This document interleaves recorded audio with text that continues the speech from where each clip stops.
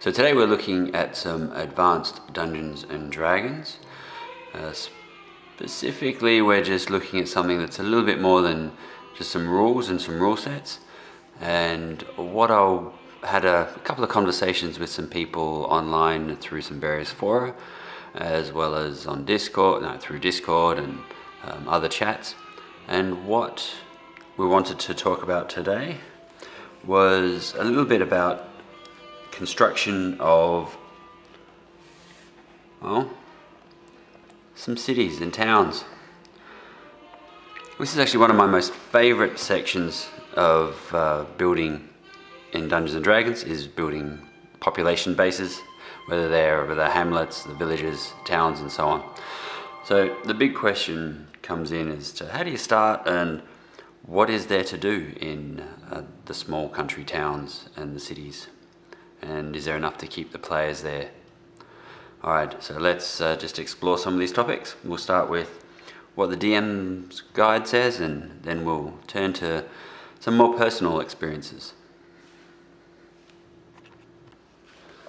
So to explore cities and towns in the DM's guide, we're turning and looking at the construction of the various empires and what the DM does with the world that they're living in.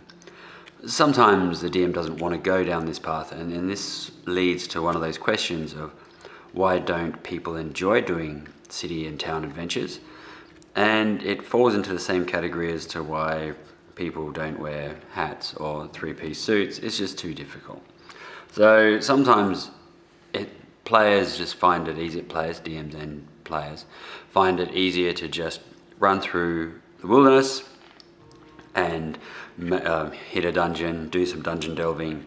It's all relatively same-ish, so it's safe, and it's more what we expect when we look at running an adventure.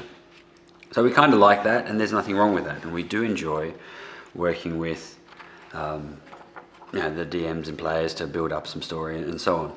But over at pages like 89 and plus, where we have how the societies are built, typical inhabitants, and at page 88, sedentary males and females and active people and so on, we have to look at an overall idea. So this is really for campaign play, but it can be used for modules as well as some other tournaments when they need to take a break in the middle for some time to heal up, and they might just end up in a city or a town.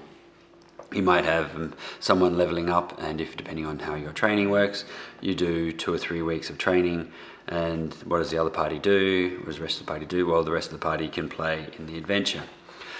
So you need to work out rough ideas about how the townships are set up, which will also work out with how the region is set up and so on. You don't have to get finite, because from a player's perspective, they don't really need to know any more than that. They're in a town, it could be a small hamlet of 50 to 100 people, and they just need to know where the general store is, where they're laying their heads if they do have a space, and where they can buy some food and drink. And that's all the map will contain, because a small town of that will only have 5 or 6 buildings, fixed buildings, the rest being temporary or farm-based, and people coming in and out. And that's what the DM needs to start to think about when you're building towns. It's building cities, is how it's to progress. Again, the players don't know any of this. So you can just draw it all out and then just go, boom, this is it, and build this massive, great big history, and build all of these town encounter matrices that do have various interesting subtables, and recall the chaotic. And we see this picture. We go, this is what we want. And producing that is hard, because it's more than just a single encounter. It's a whole adventure that's built around something. So what we might want to just start with is when I'm doing a town, so this is where we sort of diverse from our normal structure on these, where I'm exploring a rule. Here I'm going to be discussing what I would often do in these situations. So here's my blank sheet of paper, literally blank. And what I know about most towns is that there's usually a body of water nearby, whether it's a river or a lake or springs and so on. Whatever it is, we need to be able to tap into that to make water. And people need to drink it, horses need to drink it, and so on. I come from a country where almost every major city is built upon a river or along the coast. And that's what we know quite well. And you might just do something as simple as what they do in a tourist book, which I'll get out in a second. This is how I base my designs for what players need to know. What they need to know is roughly where towns are located, important features, and roads. There will be the main common roads. If they're a ranger, they'll know byways. If they're thieves, they might know some back alleys and back roads. If they're assassins, they may even have some even more clandestine approaches. And of course, once the players get to a certain point, they may have a flying carpet, broomsticks, and just be flying. So they'll just go from over here to over there, and all of this will be ignored. Encounters will be different, they'll be aerial and so on. So that's wilderness. The in-between is the wilderness. What we're discussing is what's happening inside. So what I do is I have an idea about the terrain, and a classic one I'm working on at the moment is out of Greyhawk. And what I would do is I would pick an area. So say for instance, it might have a river, and then I'll just do that. From here,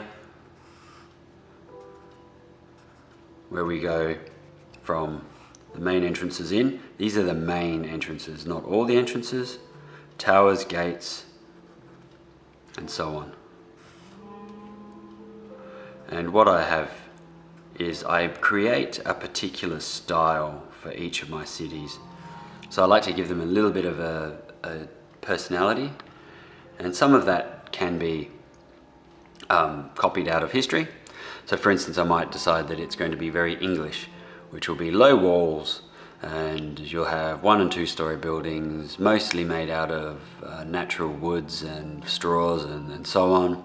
Or I could go with a more Roman style, which will be 2 or 3 stories with sandstone and with clay roofs all slanted, or go with a Central European style, which might have brick first levels and then wood for the levels above that, and work it out. I'll have a specific style for every single city, and that's what I would do as an inspiration.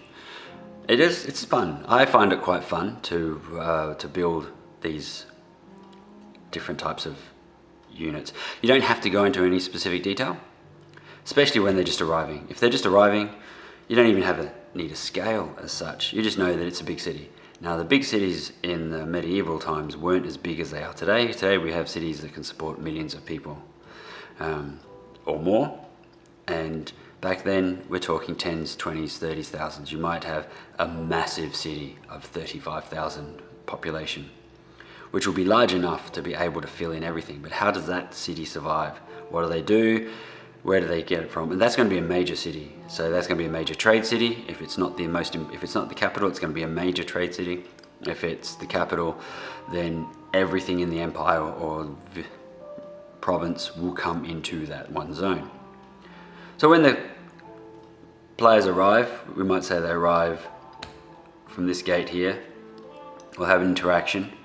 And I find that the role-playing element of cities allows for everyone to stretch a few brain cells, which some people don't like, or don't prefer.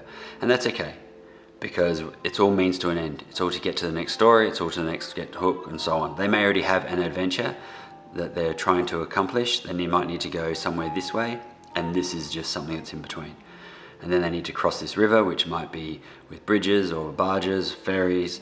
It may have underground tunnels and so on, but that's all to be worked out. And this river may be a mile wide. It may be a mighty Mississippi style. It might be more like a tributary system with various little eddies running off it and so on. It may have more water, maybe a canal structure. And that's what you work out, and it helps to give that individuality to it. So then I just create, okay, so from here, they know that they need to go somewhere, they need to find a place to stay. And like most tourists and travelers, if you've ever traveled into another city, you'll almost go to the very first place that you see, unless you've got a recommendation.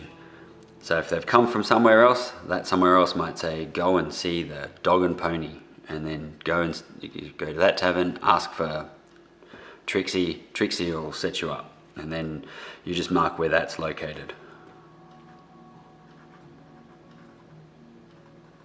Dog and Pony. Then from there, they can work out where they're going. The first thing a thief will want to do is work out where the Thieves Guild is, because they're plugged in and they will need to know, because if they're going to operate in the city, if they're not part of the same guild, and they might be part of the same guild, if they're not part of the same guild, they will need to have a relationship with those people. And so if they are part of the same guild, for simplicity's sake, then you go, Thieves Guild is located over here.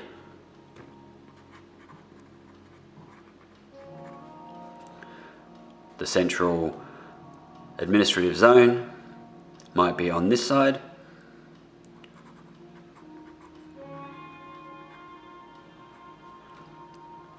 And the largest chapel might be over here. And these are things that you'll find out pretty quickly. And you find them out because that's what most parties will need to know. And where's the marketplace? Well, you've got a marketplace everywhere. In most medieval cities and most structures, you'll have everything broken up into zones. And then every zone will have their market space.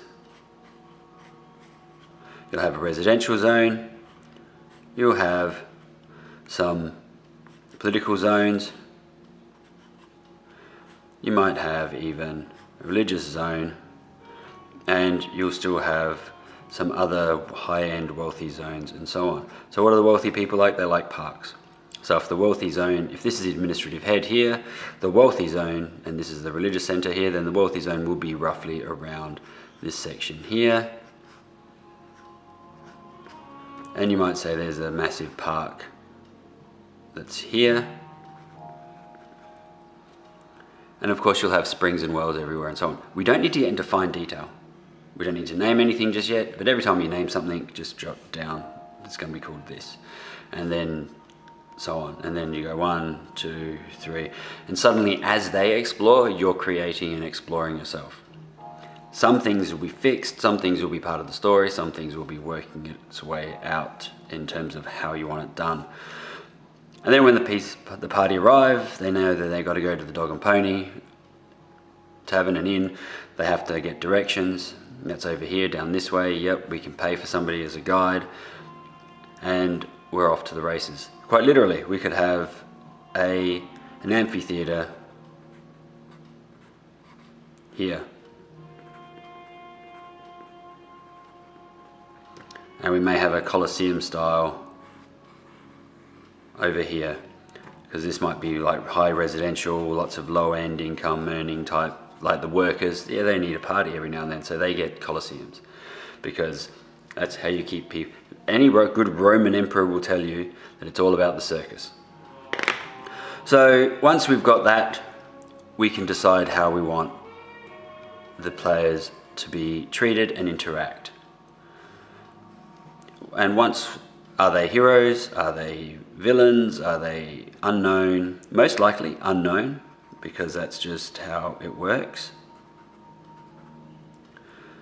And you'll need passes to get everywhere, probably.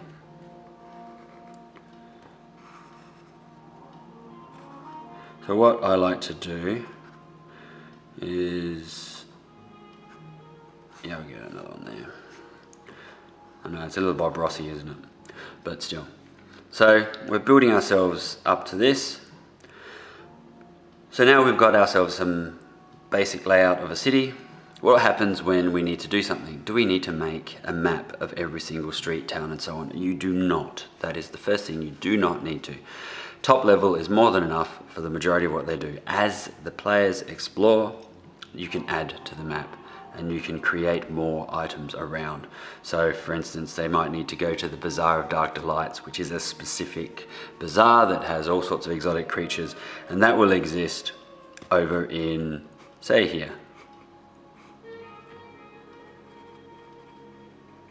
And they may not need that or know that until much later. In your head, you may know it's coming up and you may prefer it in a certain zone, but you may want to put it somewhere else. Leave it freeform enough so that you can play and you can move things around. The question that comes often after all of this is, but what about when we start to do the tactical maps? And herein is more fun stuff.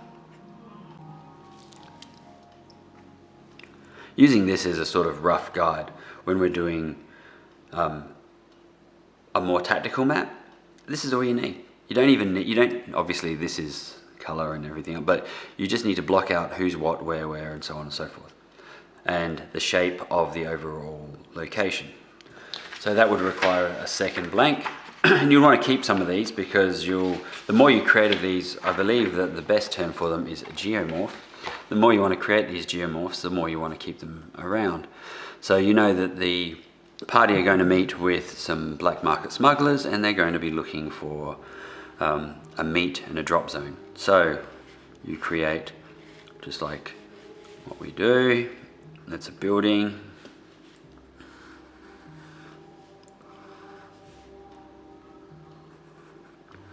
You might have wide streets and you'll have narrow streets. A lot of buildings are organically made. So they just grow up from horse tracks, ox tracks, and goat trails even.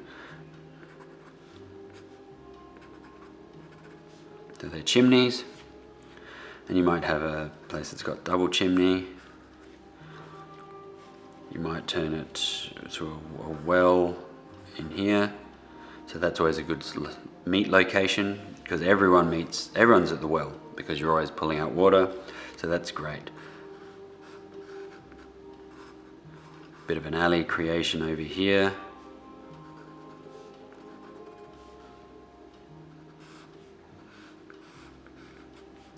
And what this allows the players to do is to start to get into an idea of a living, breathing city. Because now all of a sudden it's not just a place to lay their heads, they're actually starting to live in a city.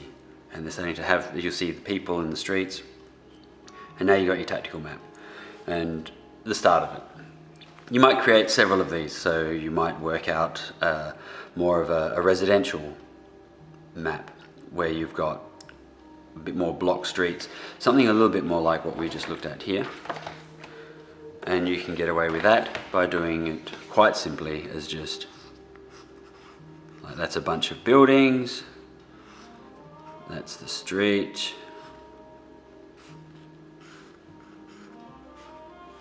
and these are all buildings.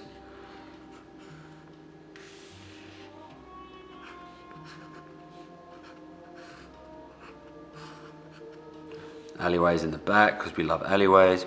We want them close by over here so that when we do start to run and jump over buildings, we've got places to go.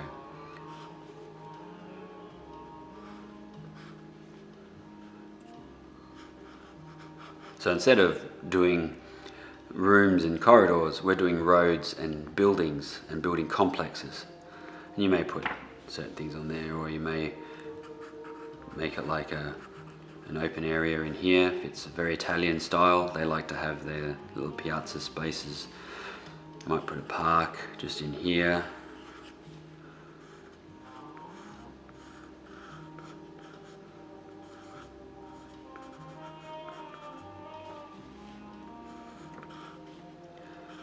So you've got to ask yourself, what are we doing in the city?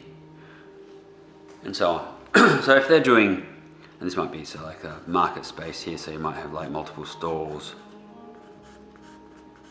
Remember we were talking about the Bazaar of Dark Delights, it might be this. And there's like a bunch of cages over here for wild animals. And spices and interesting items here that that magic users need.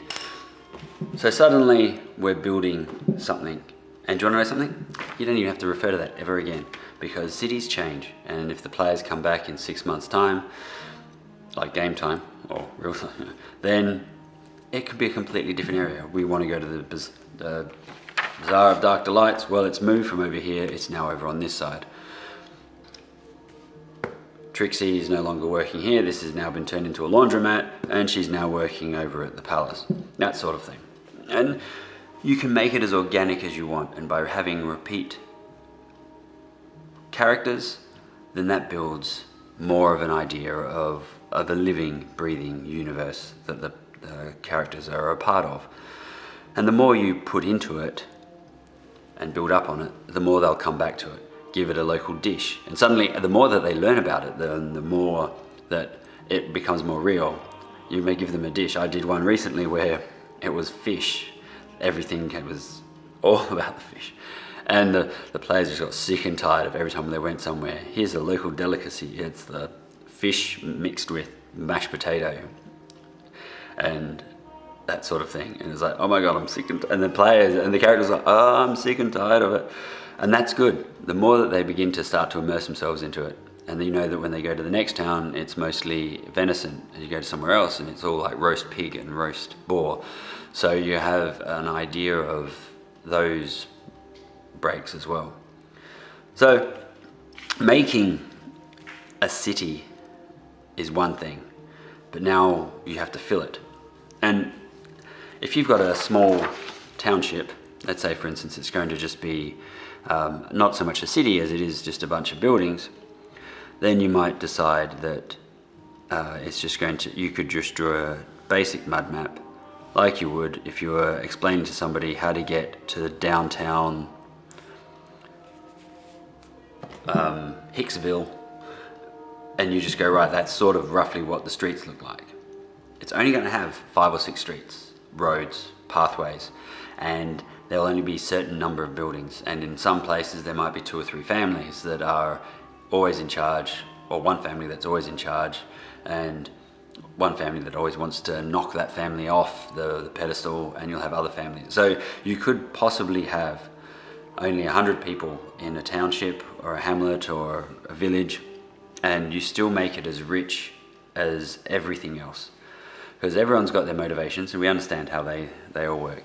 And it opens up players. Players might just rock into the town, stay one night, not even interact with anybody, go to the pub, drink, go, yep, and we're out. Done, dusted, move on. And then they go on to somewhere else. And sometimes they'll want to explore and ask questions. And if they want to, you just start making up lists of names and you start making up lists of general ideas. So if somebody wants to actually be in a city, and you think, okay, they're in the city for a week. You've worked it out so that they're in there for a week. What are they going to do? Where are they going to find something to do? Jobs boards. There will be Mercenaries Guild. How do I get in touch with the Mercenaries Guild? Well, the Mercenaries Guild is located over here. Or you could go to the palace if your stature is of such. Or the cleric can approach the church. Or you could hang out over at the arenas, and you could hang out to get into some bare knuckle fighting and bare-fisted fighting, or you could hang out at the bazaar and just look around and wait for someone who needs some help. There's always someone who needs something, who wants to move something, who wants to stop someone from having something, and lots of adventure along the way. Some of the most random encounters can lead to a great hook idea. They're in the bazaar and they suddenly see 3 people costing 2 travelers. They might leave it, walk on, done. They might not. You just throw these out there, work out the hooks, and then if the players pick them up, they do. If they don't, save it for a rainy day, save it for another time. Does that person come back? Do they even say, I need your help? And the players just go, oh, whatever, and walk off. All that interacts later, and suddenly it's like, I'm going to really upset the players. That person was someone important. So I did a hook where they captured, where the players broke up a slave caravan, rescue the people, and they're involved in another section of a different, completely different. This is like a side mission. It wasn't even a part of. It was just just something that just happened. And I thought, nah, I'm planting a seed. And then one of the families was a wealthy family, and it's like, well, what if they did something good, they didn't know it, and they didn't know how to, that when suddenly they went to the next city, like there's like all of a sudden, yeah, you guys are awesome, and everyone's like, I don't know what's happened, because they didn't realize that some of the people that they'd saved were really high up within the social strata. So that's where anyone you meet could be someone. It could be a crazy uncle, it could be a wealthy person, it could be a charlatan, it could be a smuggler, a spy, everything. And wherever you want to take it as the dungeon master is where it will go. But the players will pick up what they do, and if they do, they do. They don't, you just have to move on with that. And that's one of those tricky parts where you have an idea for an adventure, you think, yes! And they come in, stay there, and then they leave. Which means you don't need to draw up all of this straight away. You don't need to have this planned out exactly to an nth degree. You don't need to get to the level of, right, I'm going to lead them to the bazaar where we have this and we've got 3 assassins here and they're going to get jumped, because they may not get that far. It's just going to be as simple as you draw the map as we did right at the beginning. Dog, pony, yep. Okay, then if they go, oh, we're going to explore a little bit. And players do like to do that. And by leaving just enough detail out, you're avoiding the issue of, so what's this building? What's this building? Who's that person? What's that? What's that? What's that? What you just have is, I need to go to the bazaar. Well, this is a rough mud map of how the bazaar looks. And that's might be like the guild house here. And this might be a warehouse or something that's down here, and so on. So what do they need? They have to find the right person, they need to talk to somebody, and then they'll say, where can I find this person? Because if they're not familiar with this town, or this city, they're not going to know any of these anyway, and they're not going to really want to do anything. On the flip side, when the action starts, and they've stolen that monkey from here, and then they've started to do a runner, they're going to need to know, okay, how do I get out from here? Right, we're going to get in. You can start to say, yeah, there's doors like all over the place. Yeah, okay, get in there, go up the stairs, jump out, get onto the roof, jump over to here, make a run for it down here, get back into the roof and climb down and boom. So that's what the tactical maps are for. And they don't have to be as complicated as this, they don't have to be as specific as that. You can still run tactical maps as simple as this, because ultimately the players just need to know what it is that where they're going. And then once they're out, or once they're safe enough, they're in. So we also now move into an area of, well, what other types of adventures do we have within a city? My players prefer to do dungeon delving. They don't like interaction. What can we do? Well, I'm glad you asked. So every city has obviously an above ground, which is the city. They'll have a sewer network that connects it out, depending on how large the township is. If it's near a river, it'll lead to the river. If it's near the coast, it'll lead to the coast, which are great ways of getting into and out of. But also what you might find are hidden tunnels and catacombs that were used ages ago that were no longer understandable, used, and so on.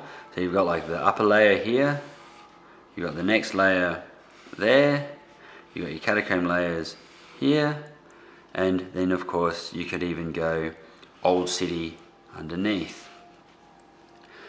It's not uncommon for cities to be built on top of cities, and whether it's bulldozed or whether, well, obviously not bulldozed, but obviously the earth is reformed in some way, they're in a a floodplain, and there was a massive great big flood 1,000 years ago, so the water rose to a point where sediment fell over the top, and then it became more the ground, and then the waters rolled back and we got what we have today.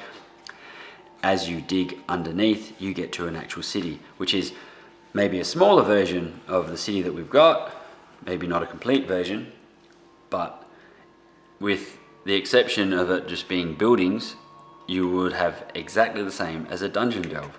So you would still have all of your normal roads, but because we're talking about it being underground and with sediment on top, instead of rooms, they're houses, old houses. And things could be living in those places because they need them. And depending on how fast the floods were, and floods can move at an incredible rate, items, objects, everything else will still be in location. So magical items will still be there, household items will be there, so any creatures that have taken over the area will adopt the usual those items. So we're talking rusty swords, magic weapons which don't dull, so the big boss may have that, and then eventually after dealing with whatever is the underground city, they've moved up, they've gone up a level. They've done the Underminer, where they've gone from you're beneath me, now I'm beneath you, and so they go up. They go to the next level and they start harassing people at these other levels until they actually make their way up. And as long as it's off the streets, most cities are happy to let things slide, which includes crime and everything else. But even undead, as long as they stay in the sewers, no one's going to really argue with them, and they might just treat it as a bit of a nuisance. But if the creatures and monsters make it to the street and start to upset the populations, that's when princes and barons and landlords get in the way and go, no, we need this finally resolved. Adventurers, we have a delicate matter for you. Now we need you to clear out an undercity. And it's exactly the same as a dungeon, except that it's just a city, just a little bit smaller. It might be this part here, directly underneath the palace. It may even be coming up through the palace. The sewer entrances, where have we got our mud map? So our local map here, we may have sewer entrances, or we may have our sluice in the gutter, who knows. And that's the sort of thing that you work out. If your city is in an area of high rainfall and lots of water, people will just be chucking their muck in the city, a few grates, and then the water will just wash. It will all just be camber into the grates, which leads to the sewer. Eventually the water runs enough that it pushes it out to the ocean or the river.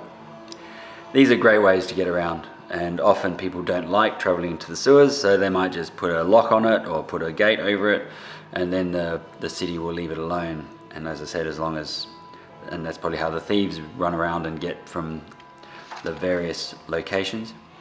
Is there a tunnel that goes underneath the river as well? Well, that's up to you. Again, you start to build on ideas. Were-rats, rats, you've got people. People are annoying. There are always lots of people who want to do something and want something to have done to the PCs for some reason, some imagined slight. They may not even realize it. They didn't accept a drink as it was being offered, and that guy suddenly became really offended by it and has then paid somebody to go and beat them up, which didn't happen, and then it escalates. And the players don't even know why. They don't realize that it's because of that one particular slight. They don't know how the honor system works completely. Now the flip side of all of that is that if the players come from a city like this, how much do they know? They'll know their area, roughly.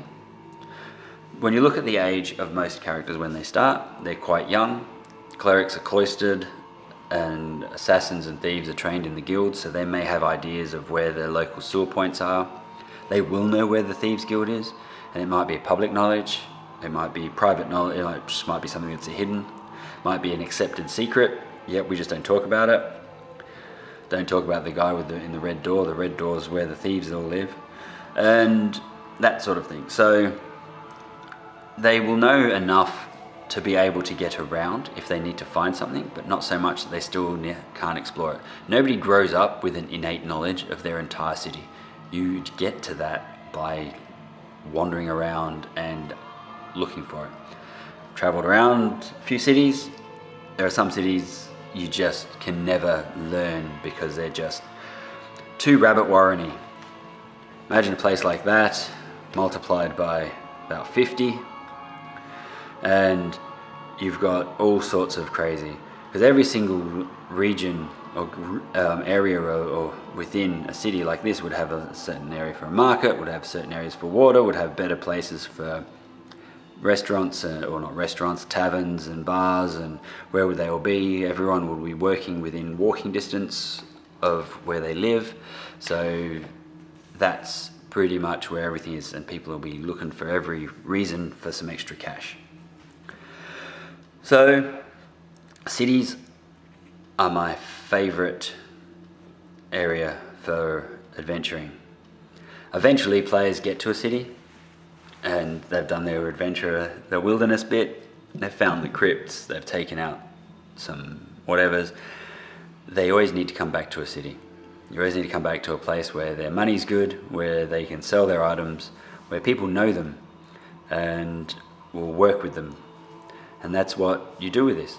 One of the older games that I really liked, as in computer games, they had an idea for,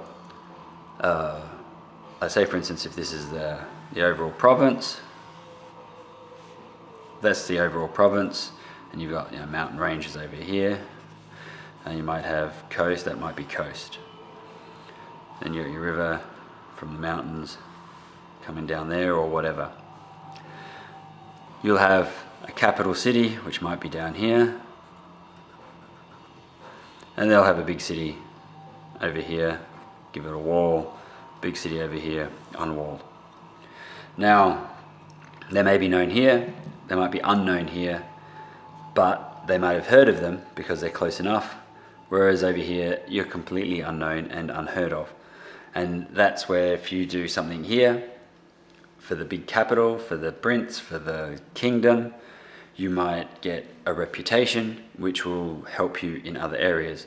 Or not. These might be political enemies of this, that might be a political ally of over here. You helped my cousin, the king, so now you can always have a place to stay, and so on. And again, they start to interact with the world, which is a good thing, and they start to feel attached, which is also a good thing.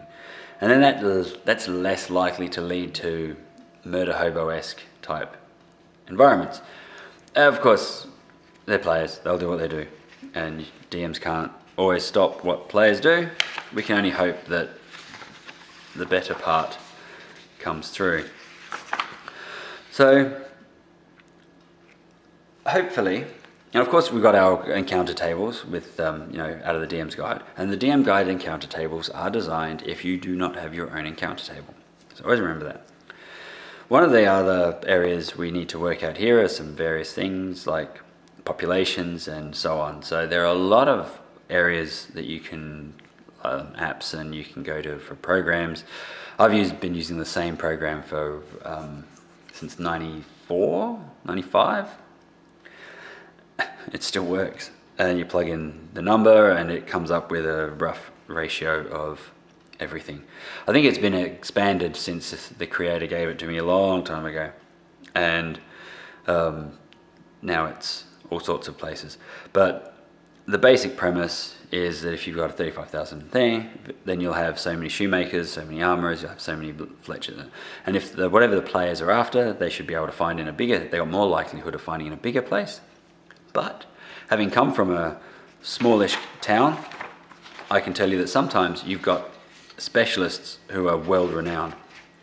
And that happens a lot, where you might have someone who's decided to retire to a country town, but they are a level 15 magic user who lives in this spot right here.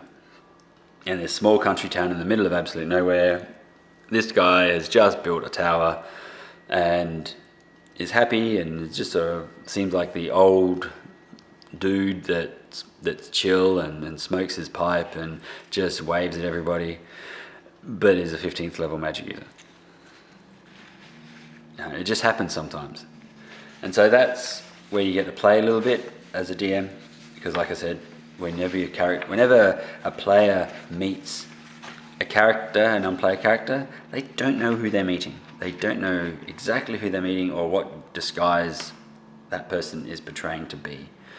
And it could be an assassin, it could be the prince pretending to be a commoner, and so on. And then they've hooks everywhere.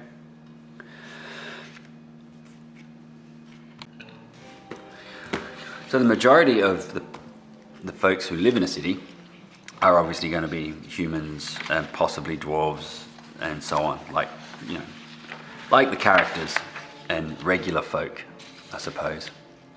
And that doesn't mean that you don't get to do interesting things with wild and crazy creatures or demons and so on. There's always someone trying to summon a demon.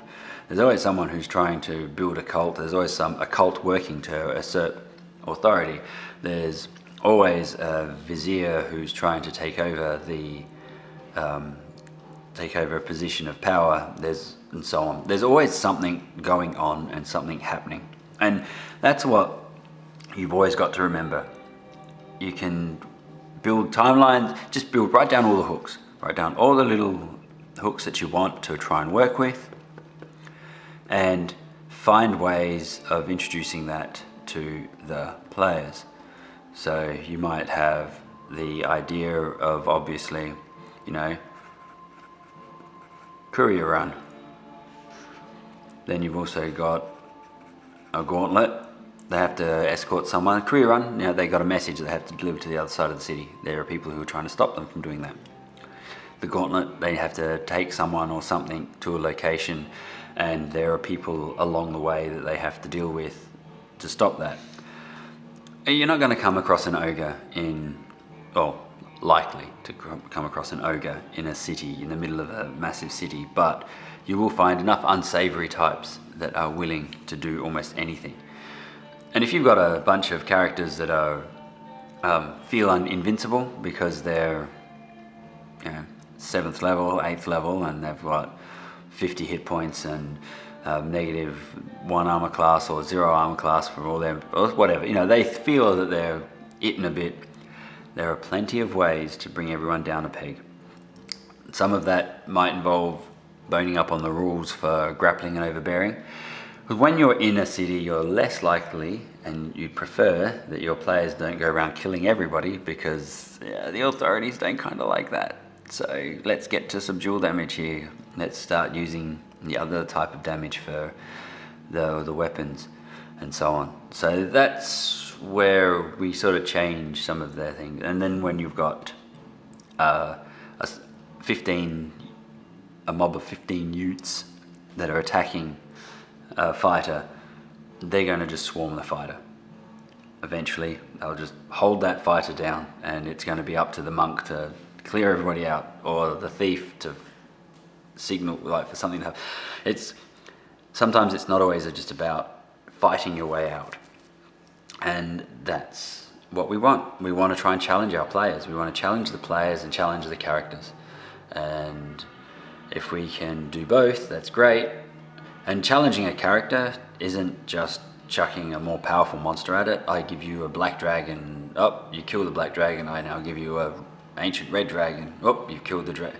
It's not about just upping that one thing. Sometimes it's, here's a bad guy that's a 2nd level fighter, and he's got a lieutenant or a second in command that's a 1st level fighter, and then they've got 35 0 levels, and they're all armed with short swords. That's still an imposing, that's a major force. That's enough dice rolls to be rolled that it will hurt someone. And it takes time. everything you can do to take up time. That's the number one enemy for the players in the party, and that's exactly what random encounters do. If they walk into the bazaar and they start acting up, but I'm talking about the party, the gang that runs this won't be happy. I had this one adventure where there was a merchant, like a general store merchant, and they needed something off this guy. The party needed something off this guy. This guy wasn't going to do it because he's like, look, I've got all these other, you can't pay me now. What it is, I've got all these other people that owe me money. I can't just afford to do that. That was me throwing a line away. I didn't actually plan for that. It was just, I can't afford. Look, I got people who owe me money. I can't do this. I can't do this. You gotta go find some money and come back. And so then the players just went, who owes you money? And I'm like thinking, okay. And then I start to rack off some people. Now the players go and muscle those people to get the money back. And then they start charging protection on behalf of this one merchant, and this merchant ends up becoming like an overlord for this entire region or this entire section of the city, because the players have just said, look, you're going to do business with him exclusively, you're going to pay up front. And then that's it. Then the next gang over goes, well, what's happening here?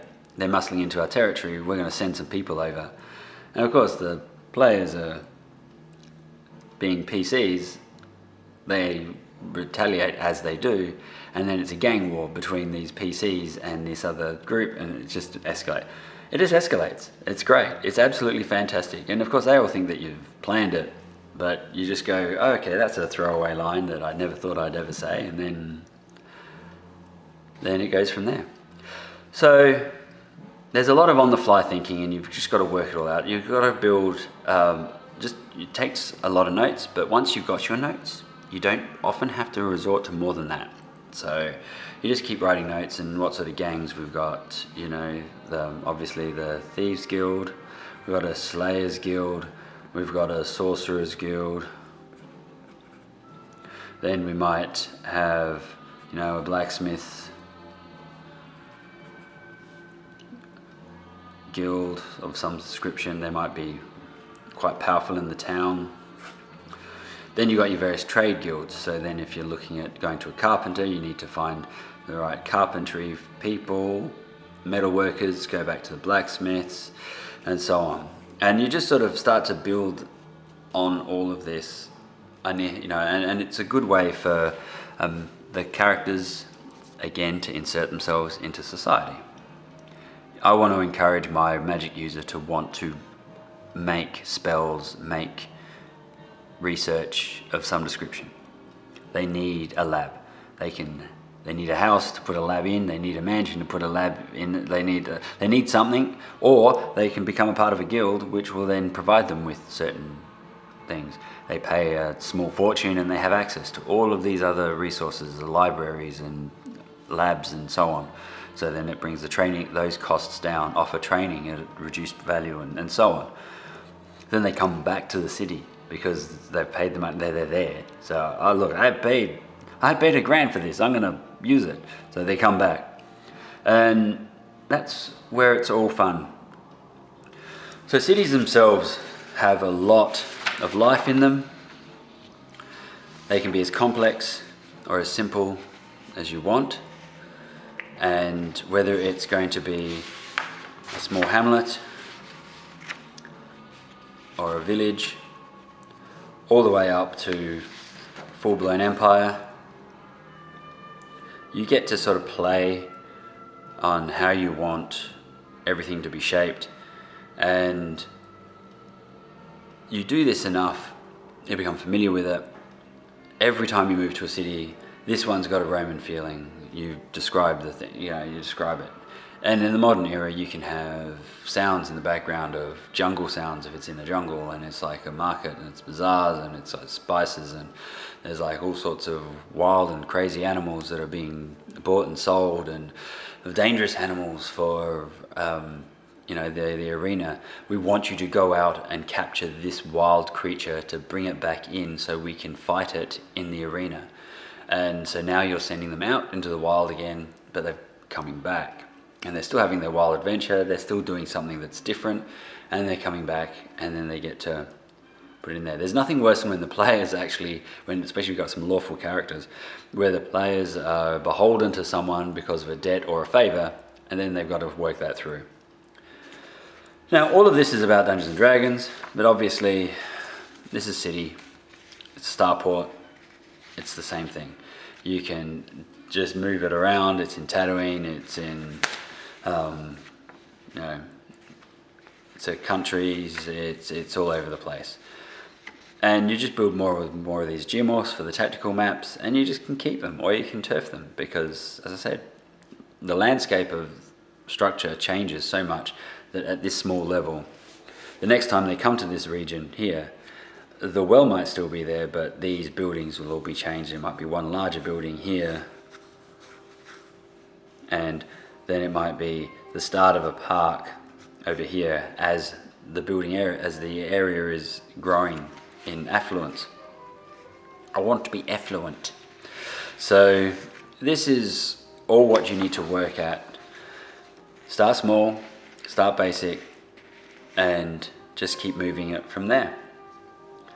So hopefully I've put enough down today to help just build a city, I suppose, build a city encounter. Do more than build a city encounter. It's build a place for the PCs to come back to, and they can think, oh, do you remember when we were at this town and there was that guy that had that, yep, we can go to him. And you can just drop certain NPCs that they can keep coming back to for help or assistance or guidance. And of course, like all things, they may not be there that day, and so they're on their own, but they're back and they'll come back, which is pretty awesome. Alright, so like, subscribe, all the usual things. Sorry for the delay in putting all this out, and hopefully we'll get a few more going. It's about time frames more than anything else. So thank you very much for your patience, and I appreciate the people who support this little project, and I do appreciate the people that put some skin in the game. That really does help. So if you do the Patreon thing, then you want to I have some more specific questions, I'm happy to contact, or happy to do it as a more in-depth go through.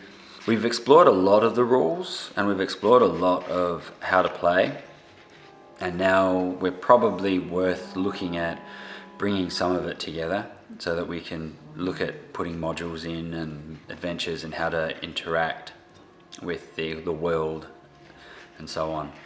And so hopefully this is all within what everyone wants to see. We'll find out, won't we? Alright, well thank you so very much, and I do appreciate everyone's support and watching. Please comment, please just like. You don't have to subscribe, but it's nice if you do. Apparently there's a thing that does something if you subscribe, so that's nice, but it's more of a case that you'll get to know what's going on when I do upload again, when something new comes out, and you might get some similar content from some of the other folk that are doing good things. The universe is a nice place, big place, so let's just keep it happy. Let's just play games and enjoy each other's company and chat by the fireside over all of our adventures. Alright, thanks again, and I appreciate it all.